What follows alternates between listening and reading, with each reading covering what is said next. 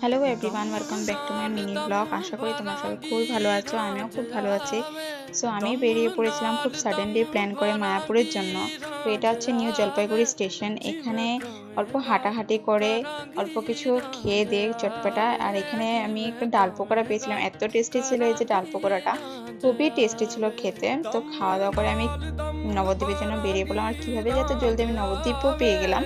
তারপরে এই যে ছোট্ট একটা নদী, এটাতে আমি বোটে করে পার হব। আর নদীটা এত সুন্দর লাগছে দেখতে, মানে এখান থেকে যে দেখা যায় মন্দিরটা, সেটা অসাধারণ দেখতে, খুবই সুন্দর লাগছিল।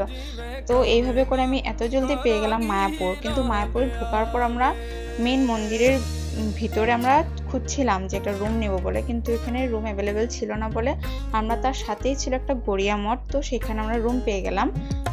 তো এখান থেকে আমরা রুম পেয়েছি, কিন্তু খুবই ভালো লেগেছিল রুমটা।